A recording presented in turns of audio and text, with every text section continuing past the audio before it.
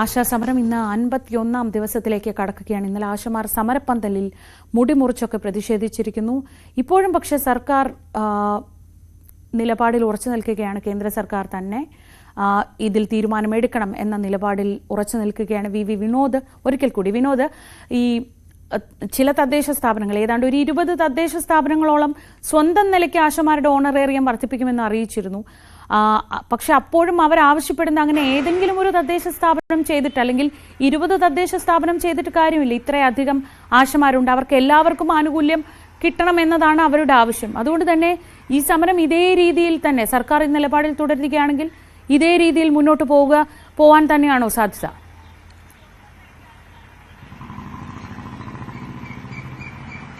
ശ്രീജ, ഈ 50 ദിവസം കഴിഞ്ഞ ദിവസം പിന്നിട്ട് തലമുണ്ടനം ചെയ്യുന്നതടക്കമുള്ള സമര രീതികളിലേക്ക് സമരക്കാർ പോവുകയും ചെയ്തു. മന്ത്രി വി ശിവൻകുട്ടി പറഞ്ഞതാകട്ടെ, ഈ മുണ്ടനം ചെയ്ത മുടി കേന്ദ്രത്തിന് അയച്ചു കൊടുക്കണം, അവരാണ് ഇക്കാര്യത്തിൽ തീരുമാനമെടുക്കേണ്ടതെന്നാണ്.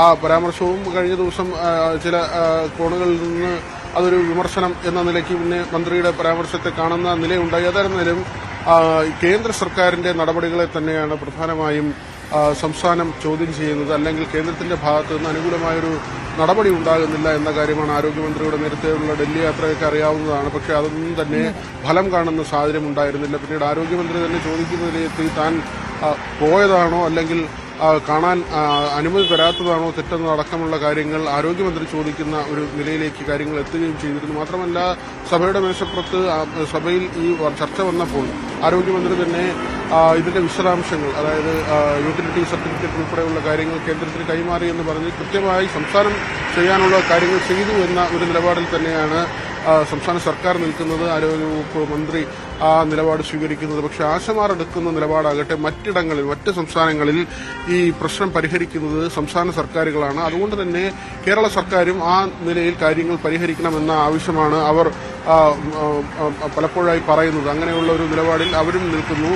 പല രീതിയിലുള്ള സമരമാണ്. ഈ 51ാം ദിവസത്തിലേക്ക് ഈ സമരം കടക്കുമ്പോൾ തന്നെ നിരാഹാര സമരം, തലമുണ്ടനം ചെയ്യുക, അവർ സെക്രട്ടേറിയറ്റ് ഉപരോധം, കൂട്ട ഉപവാസം, അങ്ങനെ പല തരത്തിലുള്ള സമര രീതികൾ ഈ 50 ദിവസം പിന്നിടുമ്പോഴുള്ള സാഹചര്യത്തിലുണ്ടായിട്ടുണ്ട്. പക്ഷെ അവിടെ പ്രശ്നം പരിഹരിക്കപ്പെടുന്നില്ല എന്ന് തന്നെയാണ് പ്രധാനപ്പെട്ട കാര്യം. പല കോണുകളിൽ നിന്നും അവർക്ക് പിന്തുണ ലഭിക്കുന്നു എന്ന കാര്യം കൂടിയുണ്ട്. പല സംഘടനകൾ, വ്യക്തികളെല്ലാം തന്നെ ഇവർക്ക് പിന്തുണയുമായി വരുന്നുണ്ട്. പക്ഷെ അതിൽ ചില രാഷ്ട്രീയ ആരോപണങ്ങൾ കൂടി ഉയരുന്നുണ്ട്. തദ്ദേശ തിരഞ്ഞെടുപ്പ് അടുത്തു വരികയാണ്. അതുകൊണ്ട് തന്നെ സർക്കാരിനെ ടാർണിഷ് ചെയ്യുക, അല്ലെങ്കിൽ സർക്കാരിനെ കരിവാരിത്തേക്കുക എന്നൊരു നീക്കം ഇതിന് പിന്നിലുണ്ട്. ചില സ്ഥാപിത താൽപര്യക്കാർ പിൻസീറ്റ് ഡ്രൈവിംഗ് നടത്തുന്നു. ഈ സമരക്കാരെ മുൻനിർത്തി മറ്റു ചിലരാണ് ഈ സമരം ഓപ്പറേറ്റ് ചെയ്യുന്നതെന്ന ആരോപണം കൂടി സർക്കാരിന്റെ ഭാഗത്ത് നിന്ന് ഉയർന്നു വരുന്നുണ്ട്. ഏതായിരുന്നാലും ഇതുവരെ ഒരു സമവായ ചർച്ചയ്ക്ക്, ഇനി ഒരു ചർച്ച, അതിനുള്ള സാധ്യത ഇതുവരെ തെളിഞ്ഞു വന്നിട്ടില്ല. സമരം അതേപടി തുടരുകയും ചെയ്യുന്നു. ശ്രീജ, ശരി. വിനോദാണ് വിവരങ്ങൾ നൽകിയത് തിരുവനന്തപുരത്ത് നിന്ന്.